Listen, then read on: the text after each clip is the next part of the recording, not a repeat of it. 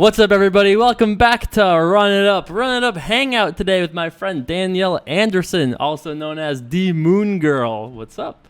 How you doing? Welcome to Run It Up headquarters. Thanks, I'm pretty excited to be here. Is it all you ever wished it was? It is. It's kind of fun. I get like a behind-the-scenes look at all the, That's the right. tools, like literally, and the posters, and just That's right. It's the VIP I dig it. behind-the-scenes tour for free. What value? I feel very VIP sitting here right now. Well, you guys should all be jealous because this is pretty cool.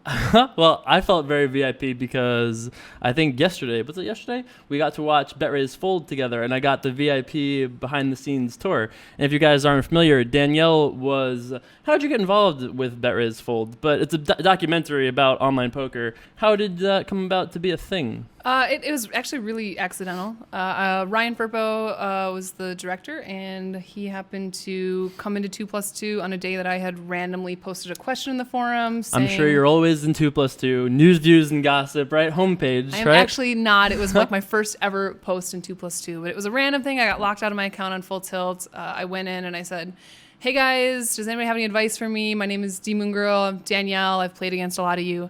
And then Ryan. And they're like, whoa, Danielle. Yeah, exactly. Who is this? You mean Daniel? Are you European? Yeah. What was the question? Exactly. So I'm sure it was surprising. Yeah. Nobody knew that I was actually a female. I didn't have like any friends in the poker world. I didn't like post on 2+2. Which is funny because your name was the Moon Girl, but no one really, I guess, thought. No. And it's funny because I actually played against you too.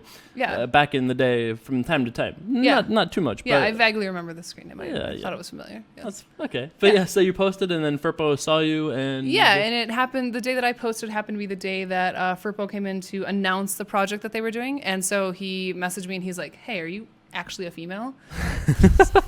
Well, yeah, surprise. Yeah. I am. Nice. Yeah, and then he kind of started talking to me about the documentary, wanted me to be a participant. I was very hesitant at first. I was like, not really my thing. I'm kind of a private person. But the more I learned about the project, I just, kind of jumped on board, and I'm really glad I did.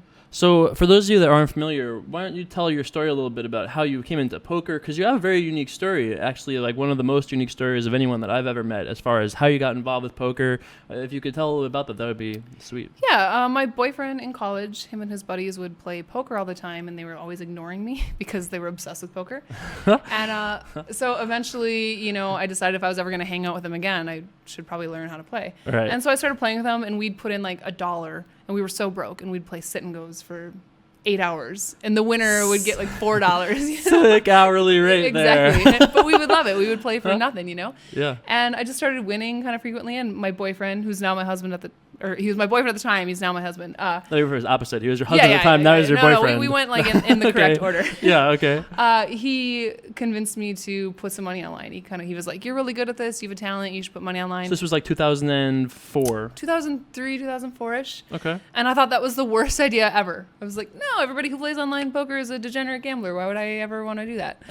And he kept bugging me about it. We eventually compromised and decided I'd put $50 on, and I ran it up.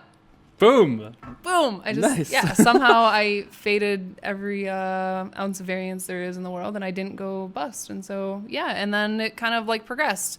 I had the $50. Pretty soon I realized I could make more playing poker than working at the shoe store that I was working at in college. Right. And then pretty soon I realized I could make more money doing poker than anything else. Right. So just kind of worked my way up. And you've always been very big into cash games, not really tournaments or sit and goes or anything. Yeah, no, I just kind of started in cash games, 6-pack cash games online. That's just kind of always been my bread and butter. I play tournaments occasionally. I really like them. I think that I think I could be good at them. I just haven't put that much time into them. Has someone told you that not all sit and goes are dollar buy-ins for 8 hours?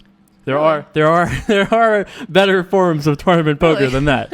Just so you know, they're not the worst. I will keep that in mind. All right, just so you have that in mind. So you started out with a very humble deposit, and you lived in Minnesota. Yep, right at the time. From Minnesota, still live in Minnesota. Right, and so you were pretty isolated from like you didn't have like online kid friends like. Yeah, I was so clueless. I had no idea. I didn't know anything about bankroll management. I didn't know anything about I knew nothing. I had no poker friends. I was just kind of this random girl in Minnesota clicking buttons behind a computer. I didn't even know that there was this whole other world. Like I didn't know 2+2 forums existed really until until I had a problem and didn't know what to do, and I Google, and I came across. So did you mostly read books? I mean, because you were pretty isolated. Did you watch videos? Like, what was your main source, or did you self-taught most of it? I mean, I just played. Yeah? I don't know. I just I didn't read books. That's the best way to learn, though, in my opinion. You don't get all poisoned by other pools of thought. I agree. Sometimes I feel like I've tried to read books, and sometimes I feel like it just messes with the strategy that I've learned myself and that I've kind of mastered. And so I'm,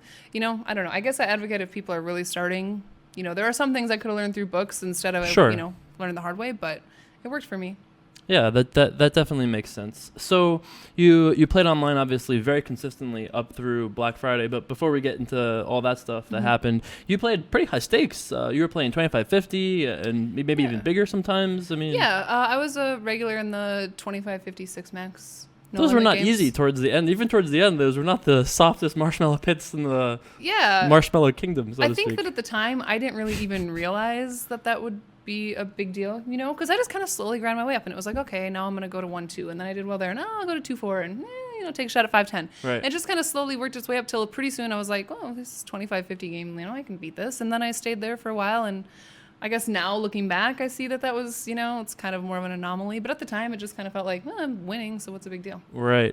And one of the more unique parts about your life is that you actually supported a family off of this. You have a young son, or 2 kids maybe, or just one. Just one. So you have a young son, and supporting a family off poker is a level of stress and respect, obviously, for you to carry that. Because all of a sudden, not just the variance of winning and losing, but the variance of having people that rely on you. I mean, that's a serious thing. It is, yeah. Actually, when I had my son, he's 6 now. That was actually a big turning point in my career because before that, I was really dealing with the emotions and the struggles of poker, and I would have a losing day, and it would ruin my whole day, and I would be like, depressed and whatever.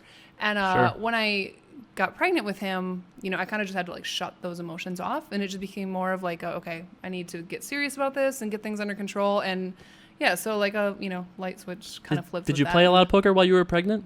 I did, actually. Did you really? Yeah, I did. How did you find that experience? It was fine. It didn't really, affect you? I actually think it was easier to not be tilted because I didn't have a choice, because I know, stress isn't good when you're pregnant, and so you just kind of I just shut it off. And it sounds funny that you can, but yeah. And I mean, granted, I'm not going to sit here and say that I don't ever tilt anymore, because if you've ever seen Bet Race Fold, there's clearly a part in the movie where I am not happy. You're a little steamed. I'm a little steamed. You're a little steamed. A little steamed. But it happens. It happens to the best of us, but I would say it's, 100 times better now than it used to be.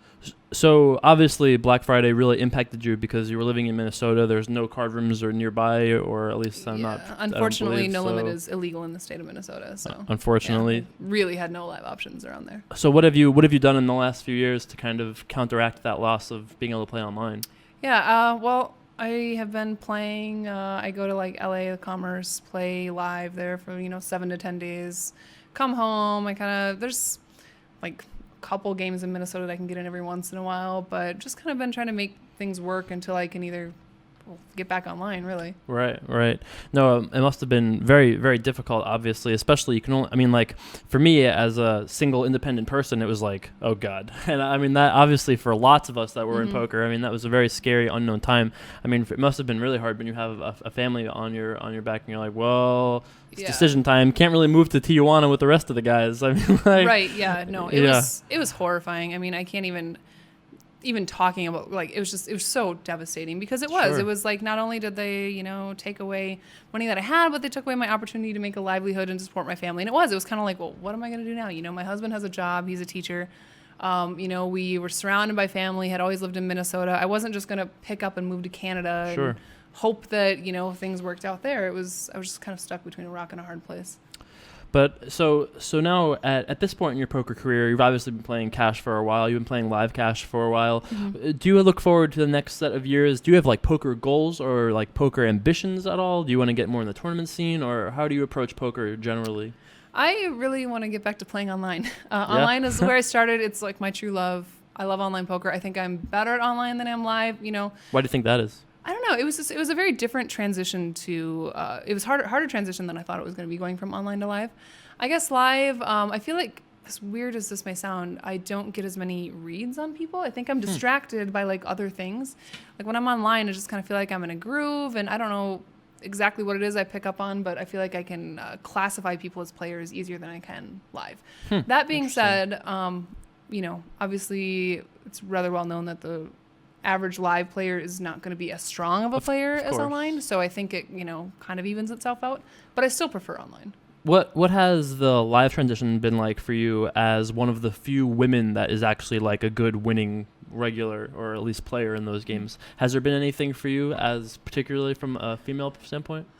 Yeah, there's been good and there's been bad. I'll say for the most part, people have been respectful. There have been a couple situations where I've been uncomfortable, and you kind of, if I would get worked up over every comment, you know, that could be maybe sexist or misconstrued or whatever, you know, it could get old. But, you know, I kind of learned to roll with the punches of, I don't know, I guess I've always been better friends with males than females most of my life anyways. Sure. I'm kind of, I don't know, I can take it. I can take the crap as long as I can give it back out. So.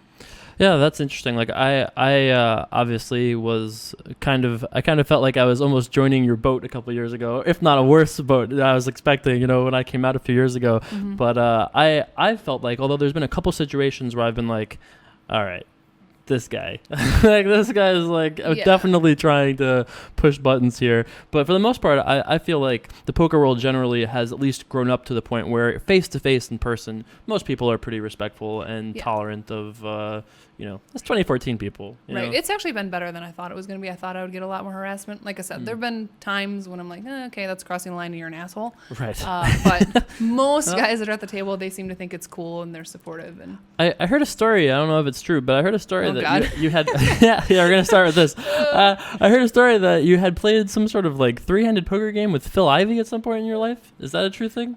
It is, but I mean, it was... like a one-time circumstance, and it wasn't very many hands. I was playing what you could say is a very, very recreational player. Yes. Heads up. Recreational for everyone when he joins the game. Is that what that is? Everybody's having a good time when this individual joins the game. And I was playing him. I very, very, very selectively played like 200, 400 heads up. That was like the highest game that I semi-regularly played. And it was... That's a scary game. It is. But, you know, it was against, you know, this recreational player. And anyways, he like wiped me out. And then I'm like, you know, doing the player search. Yeah. And I'm like, oh, crap, he's at Ivy's table. And Ivy was actually there and they were playing. And I was like, well, here goes nothing. Nice. And of course, you know, standard life of Phil Ivey, he like wipes the guy out in, you know, 15 hands. And then that's it. I wasn't exactly going to sit there and play heads up with Ivy. Like, I mean, I have a little bit of an ego, but not that much. That's probably a good idea. Yeah, no, it's like, sit out. That's cool. I'll take it. I won a little bit though, and it was cool. I played with Phil Ivey. I find like experiences like that to be very, for me at least, very like, I don't know, they expand my tolerance for playing lower stakes. Did you feel like that was true? Like when you play 200, 400, and you, even if you just like raise the button 4 times and you're raising to 1,200 or 800. Yeah, you're like, well, that's a mortgage. Like, yeah, right. Maybe in Minnesota, okay. Okay, fine. I'm from New York, all right? That's like half a payment if you're lucky.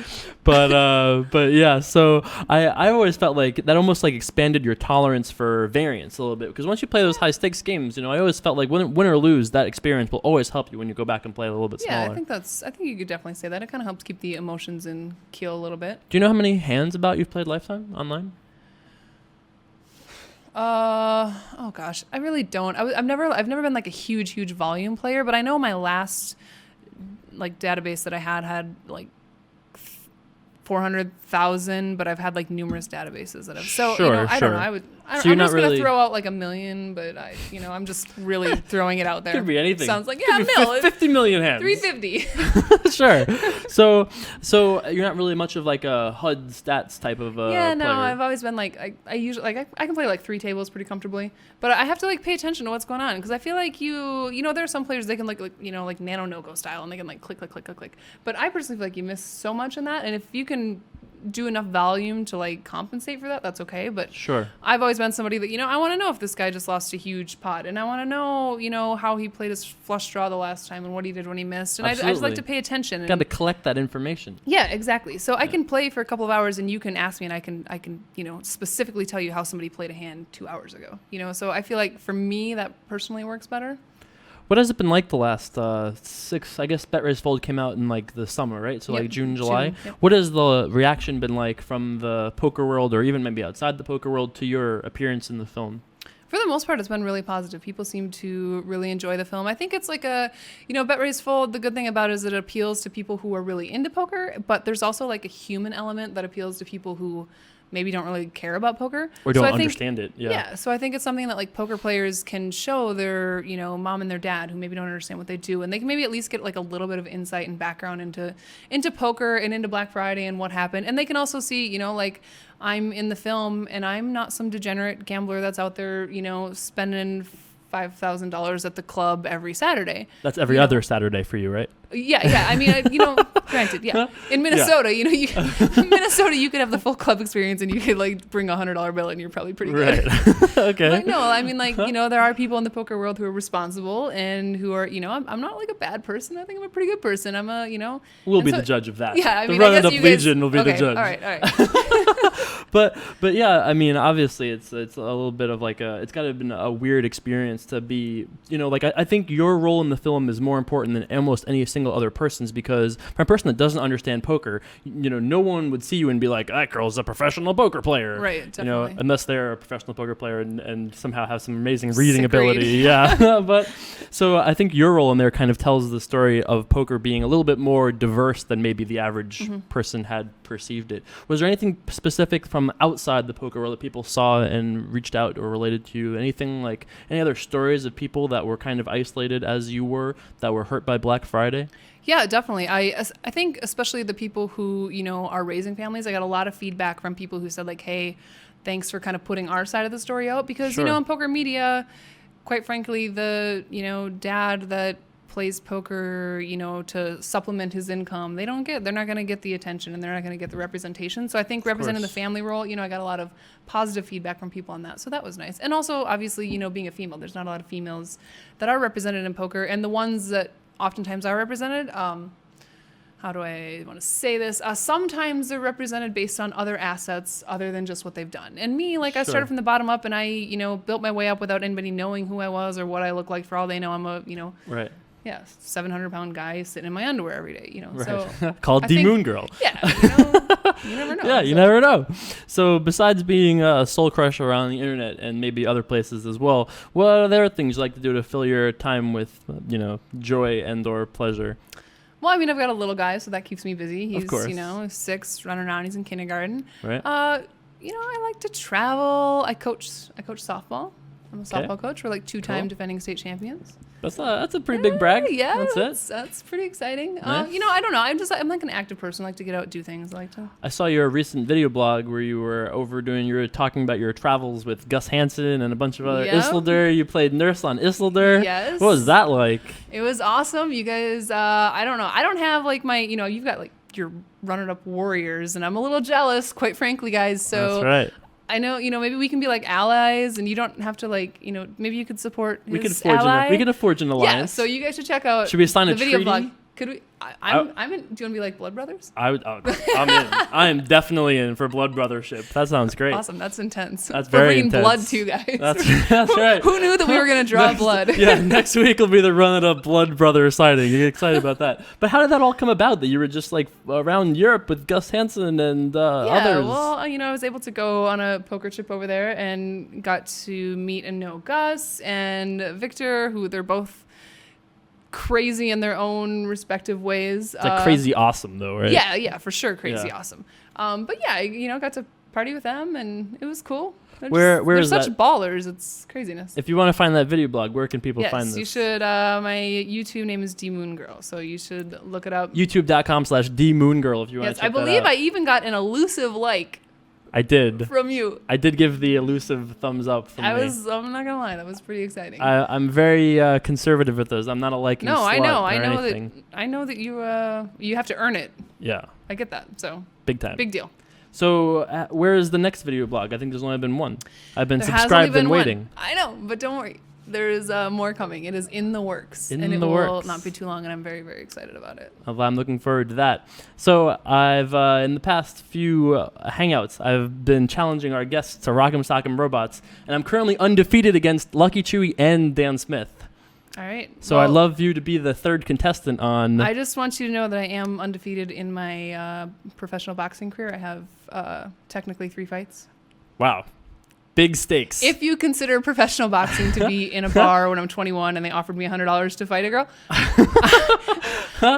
if you consider that professional, I'm just I definitely consider that professional. throwing it out there. That is definitely. I was paid. Let's bring that bad boy over here. All right. What color do you want to be? Oh, we talked about this before. You want to be red. I put a claim on the red. Put a claim on the red. Okay, All right. how does this go? Are you gonna say like? Yeah. So I'm gonna say. So we gotta go fist to fist. Don't. I feel like I feel like this is a lose for me because I feel like if I lose and I lose, and I feel like if I win, your Warriors are gonna hate me. Or something. Don't hate me, guys. Don't hold it against me, okay? No, we should be playing for Run It Up. Whoever wins keeps the Run It Up studio. We should raise the stakes. Whoa! You can just show up tomorrow and be like, "Hey, everybody, I'm here for Run It Up." Hey, hope who you guys knows? don't mind. They won't even notice. Forget the king. Just put on a hat. The queen's here. There you go. You'll be fine. All right, so we're gonna do best of 3, of course, because it can't be best of 1. No, yeah, because we want to take out variance. Oh yeah, for sure. Best player has to win. Obviously. So we're gonna do 3, 2, 1 countdown, and then go. So we have to start fist to fist stuff. Oh, okay. None of this cheating thing. Okay. So you know how this works? You punch him in the head. Head comes off. You didn't win. Okay. All right. Take his head off. I like it. 3, 2, 1, go. Oh, damn it! All right, you got one. Oh Ready? my gosh. 3, 2, 1, go. Damn it! This is so intense. Damn I'm so it. excited right now. We need to do a best of 5, but all right, fine. I'll give you this one. Hey, this was awesome. Yes, Thanks thank you. for hanging out. You guys Appreciate should tweet Danielle at D Moon Girl. At D Moon Girl. I'm pretty much D Moon Girl. Everything you can find me everywhere. That's how I feel about being Jay Carver. Yeah, I'm it's Jay like Carver. my alter identity. It's Everywhere. Yeah, That's poker, sweet. So I usually say goodbye and go peace. Do you want to give a little peace to our I can fans do out there? peace. All right. Thanks for watching, guys. Peace, hey, guys. Oh, wait, D wait. Moon Okay, Girl. what's Wait, right? we got to do a wrap-up. I have to okay, wrap I'm up. sorry. I didn't know that. I'm sorry. I got a little excited. It's all right. I'm just mad over the losing. He's pouting now. Anyway, thanks so much for watching, guys. Hope you enjoyed. Don't forget, tweet Danielle, D Moon Girl, and follow her. Also, subscribe, youtube.com/DMoonGirl. And I will see you guys back for more very, very soon. Peace. Awesome. Cool. That was Thanks. sweet. Yeah, I win. You did win. That's true. Undefeated no longer. And the best thing is, like, The best thing is the video recorded. that is good.